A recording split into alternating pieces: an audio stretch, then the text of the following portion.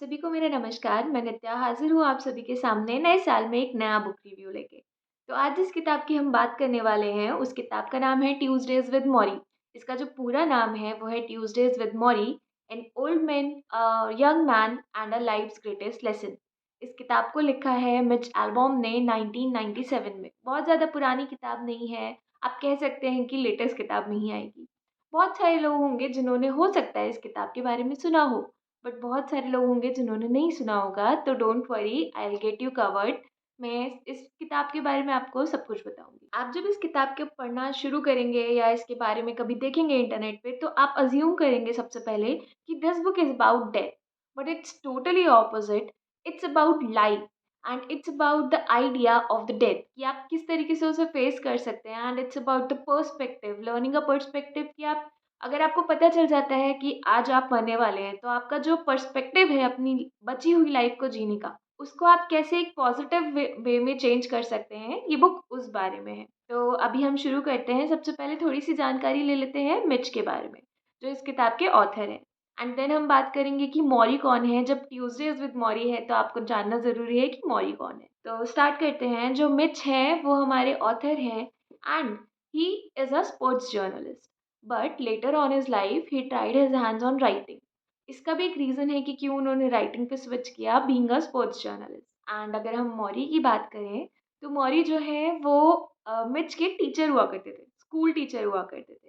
And जैसा कि नाम में पता ही चल रहा है ट्यूजडेज विद मौरी, तो जो मौरी हैं, जो उनके टीचर थे, वो इस किताब की एक पर्टिकुलर इंस्पिरेशन है। मिच ने और भी बहुत सारी किताबें लिखी हैं जब उन्होंने राइटिंग करना स्टार्ट किया, और उनका जो जॉनर होता था, जो जिस स्पेसिफिक जॉनर में वो लिखते थे, वो mostly life, spirituality, family and society के बारे में होता था।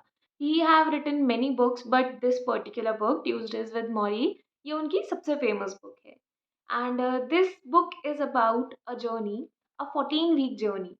हर ट्यूसडे को, जैसे ट्यूसडे किताब में दिया गया है, किताब के नाम में ही दिया गया है, तो हर ट्यूसडे को जो मिच थे वो मौरी से मिलते थे, एंड जो उनकी कॉन्वर्सेशन है जिस पर ये बुक पूरी बेस्ड है, उसके बारे में ये एक थ्रू आउट द जर्नी है, कैसे कि उनको सीखने को मिला। एंड वन मोर थिंग, ये 14 वीक्स की जर्नी इसीलिए है क्योंकि मौरी जो थे, जो उनके टीचर थे मिच के, उनको एक अनक्योरेबल डिसीज़ थी, और फिर उसके बाद he passed away, so that is why this book is the journey of 14 weeks only. So let's start. तो एक बार ये और जान लेते हैं कि जब मिच एक स्पोर्ट्स जर्नलिस्ट थे, so why he started writing and what was the particular reason behind writing this book. तो होता क्या है कि जब मिच एक जर्नलिस्ट हैं, तो उनके यूनियन में एक स्ट्राइक होती है। अब जब स्ट्राइक यूनियन में है पूरे, तो he have to be the part of it. But वो जो स्ट्राइक थी काफ़ी लंबी चली, तो जिसके कारण क्या हुआ, मिच के पास एक ऐसा पर्टिकुलर पॉइंट ऑफ टाइम आ गया, जहाँ पे ना तो उनके पास पैसे बचे थे, ना उनके पास कोई काम था। So he was very depressed. Suddenly he one day he realized कि मेरे एक स्कूल के टीचर थे Morrie, and he was very interactive, so I should call him because वो हमेशा मुझे एक बहुत अच्छी एडवाइस देते थे। So on that day Mitch decided to call Morrie. And surprisingly Morrie का जो रिएक्शन था, इतने साल बाद मिले, मतलब इतने साल बाद मिच ने कॉल किया, सो ही वॉज़ वेरी हैप्पी कि अरे वाह, तुम हाँ मुझसे जल्दी से मिलने आओ। So what they have decided कि वो अगले ट्यूसडे को मिलते हैं। एंड एक क्रक्स और है यहाँ पे, ट्यूसडे इतना इम्पोर्टेंट इसलिए है, जब मिड स्कूल में थे तो मौरी की जो क्लास होती थी, वो ट्यूसडे को ही होती थी। एंड अभी जब उन्होंने मिलना स्टार्ट किया है, तो वो हर ट्यूसडे को मिलना स्टार्ट किया है। तो अभी मैं आपको धीरे-धीरे करके बताऊँगी हर एक ट्यूसडे के बारे में, बट बहुत ज़्यादा डीप नहीं बताऊँगी ताकि आपको बुक को पढ़ने में मज़ा आए। तो स्टार्ट करते हैं फर्स्ट ट्यूसडे से। तो हर ट्यूसडे को वो लोग एक अलग-अलग बात करते हैं। तो पहला ट्यूसडे होता है, वहाँ पे दे टॉक्ड अबाउट द वर्ल्ड।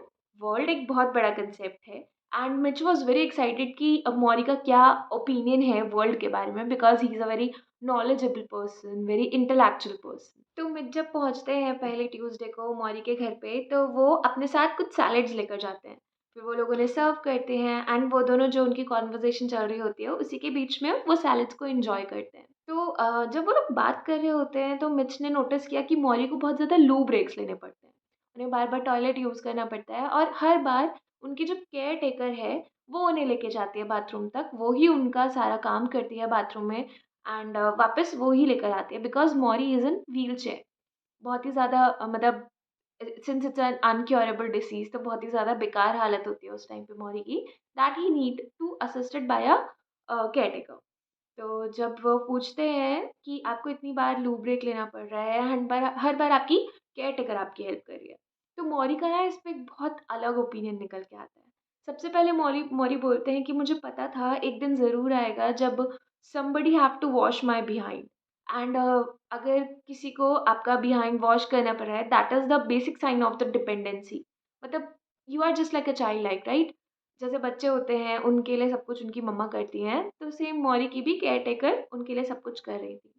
तो मौरी बोलते हैं मुझे पता था ये दिन एक ऐसा आएगा, बट मैं इसे एक अलग पर्सपेक्टिव से देखने की कोशिश कर रहा हूँ। मैं लाइफ़ को एक पॉज़िटिव एस्पेक्ट से जीने की कोशिश कर रहा हूँ and I am being happy कि मुझे एक चाइल्ड बनने का फिर से मौका मिल रहा है, क्योंकि ये मौका सबको दोबारा-दोबारा नहीं मिलता है। ठीक है, ये बात हो गई। अभी उन दोनों ने खाना ख़त्म कर लिया है, तो जो केयरटेकर है वो प्लेट्स लेकर जा रही होती है। तो मिच की जो नज़र पड़ती है वो देखता है कि वहाँ पे एक पाइल ऑफ न्यूज़पेपर रखा होता है। तो वो बहुत ऑकवर्ड वे में पूछता है मौरी से कि आप अभी भी न्यूज़ पढ़ते हो? मतलब ऑब्वियसली ना ये दिमाग में आएगा कि since it's your last days then still you are reading the newspaper, reading about the world. तो जो मौरी होते हैं वो रिप्लाई करते हैं, पहले मैं न्यूज़पेपर पढ़ता था, बट अब जब मैं न्यूज़पेपर पढ़ता हूँ, मैं लोगों के बारे में देखता हूँ कि वर्ल्ड में क्या हो रहा है, मैं देखता हूँ कि कुछ लोग हैं जो मुझसे भी ज़्यादा सफ़र कर रहे हैं। पहले मैं उनके साथ रिलेट नहीं कर पाता था, बट अब मैं उनके साथ कनेक्ट कर पाता हूँ, मैं उनके दुःख को समझ पाता हूँ और मैं समझता हूँ कि मैं इस चीज़ में अकेला नहीं हूँ। जो मैं सफ़र कर रहा हूँ, उसमें मैं अकेला नहीं हूँ, मेरे जैसे और भी बहुत सारे हैं and that feeling is very relatable to me. मुझे अकेलापन नहीं फ़ील होता है, दैट इज़ व्हाई मैं आज भी न्यूज़पेपर पढ़ता हूँ। तो इसी तरीके से उनकी जो पहली ट्यूज़डे की मीटिंग होती है, वो ख़त्म हो जाती है। अब हम बात करेंगे सेकंड ट्यूज़डे की। सेकंड ट्यूज़डे को मिर्च पहुँच जाते हैं एकदम टाइम पे मौरी के पास एंड सेकंड ट्यूज़डे को वो लोग बात करते हैं मतलब मिर्च डायरेक्टली जाके मौरी से पूछते हैं, "do you ever feel sorry about yourself?" मतलब मौरी की ये जो कंडीशन है, did he ever feel sorry about himself? तो मौरी बहुत ब्यूटीफुली रिप्लाई करते हैं, "yes, a little every morning." वो बोलते हैं कि मैं रोज़ सुबह जब उठता हूँ, अपने शरीर को ढलते हुए देखता हूँ, तो मुझे थोड़ा-सा बुरा लगता है, अपने लिए सॉरी फ़ील होता है कि मेरे साथ ऐसा क्यों हो रहा है और मैं अपनी बॉडी के पार्ट्स को देख के, टच करके रोता भी हूँ थोड़े टाइम के लिए। बट मैंने जो बुरा अपने लिए फ़ील किया है, उसको मैं एक लिमिट में करता हूँ फ़ील। मैं अपने ऊपर उसे हावी नहीं होने देता एंड मैं अपने आप को बहुत ज़्यादा लकी कंसिडर करता हूँ कि मुझे मालूम है कि मेरे साथ ये होने वाला है, मुझे पता है कि मैं कब मरने वाला हूँ। So I have the chance to say my good boys. तो इस पूरे सेंटेंस में मिथ जो होते हैं, उनका ध्यान सिर्फ़ जाता है लकी। मतलब वो सोचते हैं कि जो मौरी हैं, उनकी कंडीशन ऐसी है कि ना वो खुद खा पाते हैं, ना वो कहीं घूम पाते हैं। इनफैक्ट उन्हें बाथरूम के लिए भी एक केयर टेकर चाहिए होता है and to wash us behind. And if this man considers himself lucky, then why can't we? हम लोग हमेशा अपनी कंडीशंस पे रोते रहते हैं कि हमारे साथ ये हो गया, हमारे साथ वो हो गया, but this man right behind Mitch is telling that he is lucky because he have the opportunity to say his good bye.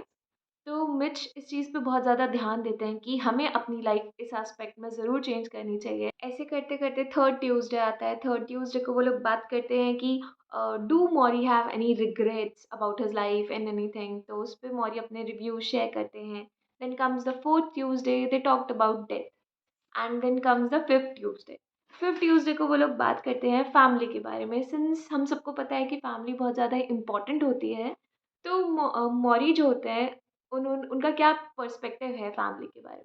वो बोलते हैं कि मुझसे मिलने के लिए ना रोज़ बहुत सारे लोग आते हैं, बट उन सबको जाना होता है। At the end of the day 2 घंटे, 3 घंटे जितने भी टाइम है वो मेरे साथ, उनको लास्टली जाना पड़ता है। बट अगर आज मेरी फैमिली नहीं होती, मेरा मेरा डिवोर्स हो चुका होता या मेरे बच्चे नहीं होते, तो वो अपने साइड में जो टेबल रखी होती है, उस पे रखे हुए सारे फ़ोटोज़ को देखते हैं और बहुत ज़्यादा उन्हें चेरिश करते हैं कि मेरे पास मेरी फैमिली है और वो मुझको बोलते हैं family is the only one जिस पे आप रिलाय कर सकते हो। आपको कोई भी ऐसी पावर नहीं प्रोवाइड कर सकता, ऐसी सपोर्ट नहीं प्रोवाइड कर सकता जो आपको फैमिली प्रोवाइड करते हैं। Then comes the sixth Tuesday. इस बीच में जो मिच होते हैं वो मौरी को पूछ लेते हैं कि क्या मैं अपने साथ एक माइक्रोफ़ोन लेकर आ सकता हूँ? क्योंकि मैं चाहता हूँ कि जो हमारी बातें चल रही हैं मैं उन्हें रिकॉर्ड करूँ और याद रख पाऊँ। तो पहले तो मौरी बहुत देर तक शांत रहते हैं, बट देन वो पूछते हैं मिच से कि is the tape recorder on? तो वो दोनों इसी तरीके से अपने ट्यूज़डेज़ को कंटिन्यू करते हैं। जो मिच होते हैं वो अपने साथ रिकॉर्डर लेकर आते हैं, मौरी सारी बातें करते हैं मिच के साथ और वो बातें रिकॉर्ड होती हैं। उसी रिकॉर्डर के हेल्प से ये जो बुक है वो लिखी गई है for the key points. Then comes the six Tuesday को वो लोग बात करते हैं इमोशंस के बारे में। तो मिच बोलते हैं मौरी से कि आप हमेशा मुझे बोलते हो कि लाइफ़ को हमेशा एक्सपीरियंस करना चाहिए, सारे इमोशंस को एक्सपीरियंस करना चाहिए वेदर दे आर गुड और बैड। तो आपका क्या मतलब पॉइंट ऑफ व्यू है इस पे? तो मौरी बोलते हैं yes you should feel every emotion but you should be able to detach yourself from all of those emotions. अगर आप किसी से प्यार करते हो और अगर आप अपने आप को उस चीज़ से डिटैच कर सकते हो, then only you can say कि आई हैव एक्सपीरियंस्ड प्यार, कि प्यार क्या होता है। तो मौरी बोलते हैं कि डिटैचमेंट का मतलब ये नहीं है कि तुम हर चीज़ से दूर हो जाओ, but you should free yourself, you should detach yourself from everything, कि अगर कुछ भी चीज़ परमानेंट नहीं है, तो भी मुझे दुःख नहीं होना चाहिए। That is the soul. Then comes the seventh Tuesday, they talked about fear of ageing. जैसे-जैसे मौरी की एज ढल रही थी, तो मिच पूछते हैं, "आपको डर नहीं लगता कि मैं बूढ़ा हो रहा हूँ, मैं मर रहा हूँ, मेरी बॉडी ढल रही है, आपको कैसा फ़ील होता है इस चीज़ पे?" तो मौरी बोलते हैं कि अ, बहुत सारे लोग होते हैं, मैंने उनको बोलते हुए सुना है कि काश मैं जवान होता, लेकिन मैंने कभी किसी को ये बोलते हुए नहीं सुना कि काश मैं 65 का होता। Why? Because they have unsatisfied life experience. उनका कुछ ऐसा पार्ट है जो मिस हो गया है, जो वो पहले करना चाहते थे, वो नहीं कर पाए, वही लोग ऐसा बोलते हैं। वो मौरी बोलते हैं मुझसे कि मुझे डर नहीं लगता, बल्कि मुझे ऐसा लगता है कि मैं अपनी बॉडी को देख पा रहा हूँ ढलते हुए, so that is a blessing. Then comes the 8th Tuesday. 8th Tuesday को वो लोग बात करते हैं मनी के बारे में। तो मौरी उस पे बोलते हैं हम लोग की जो मेंटालिटी है, हम लोग का जो माइंडसेट है वो इस तरीके का कर दिया गया है कि हम लोग हर चीज़ को रिपीट करते हैं। हम लोग हर चीज़ को बहुत ज़्यादा अमाउंट में चाहते हैं कि मेरे पास ज़्यादा से ज़्यादा प्रॉपर्टी होनी चाहिए, ज़्यादा से ज़्यादा मेरी सैलरी होनी चाहिए, ज़्यादा से ज़्यादा मेरे पास कैश होना चाहिए एंड ब्ला, ब्ला, ब्ला। तो मौरी बोलते हैं कि हमारी जो मेंटालिटी है यहाँ पे स्टक है, इसी वज़ह से हम इतना ज़्यादा परेशान होते हैं। इसी तरीके से मौरी की जो हेल्थ थी वो ट्यूसडे बाय ट्यूसडे डिग्रेड होती गई और काफ़ी बार ऐसा होता था कि उन्हें बहुत ज़्यादा परेशानी होती थी। इसी तरीके से फिर 13th ट्यूसडे आया, 13th ट्यूसडे को they have talked about perfect day. तो मौरी बोलते हैं कि जो इंसान होता है वो समझता है कि वो नेचर से ऊपर है, बट नेचर ही है जो हर चीज़ को परफेक्ट बनाता है। There is a cue, there is a pattern, nature का जो पैटर्न है उसी के अकॉर्डिंग सब कुछ परफेक्ट रहता है, सब कुछ ब्यूटीफुल रहता है। 14th ट्यूसडे को मिच कॉल करते हैं पहले। तो जो उनकी केयरटेकर होती है शार्लेट, वो फ़ोन उठाती है और बोलती है कि आज मौरी की तबीयत बहुत ज़्यादा ख़राब है। मतलब वो एक तरीके से बताती हैं कि Morrie is in no good health and these are his final days. होता क्या है कि फिर मौरी फ़ोन लेते हैं, मिच से बोलते हैं कि आज मेरी तबीयत ख़राब है, तुम अपना ध्यान रखना। Indirectly they exchange their goodbyes. But lastly फिर मिच बोलते हैं कि I will come to see you on next Tuesday. Next Tuesday तक actually Morrie didn't make it, Morrie passed away and जैसे ही मुझको ये चीज़ पता चलती है वो भाग के एकदम से फ्यूनरल पे पहुँचते हैं, सारी चीज़ें वहाँ देखते हैं एंड लास्ट में वो नोटिस करते हैं कि today today is also Tuesday. आज उन लोग को नेक्स्ट टाइम मिलना था but they never got the chance because they have already said their good boys. तो ये जो बुक है ना, ये एक्चुअली अगर आप बहुत डीप लेवल पे जाके देखेंगे, this book help you to look at the better perspective, a good perspective towards living your life. Mitch इस बुक को पब्लिश करते हैं, बहुत ज़्यादा फेमस होती है। For more such reviews subscribe to our YouTube channel and comment section में ज़रूर हमें बताइए कि आप नेक्स्ट कौन सी बुक है जिसका रिव्यू देखना चाहते हैं। तब तक के लिए आपसे इजाज़त लेना चाहूँगी। धन्यवाद।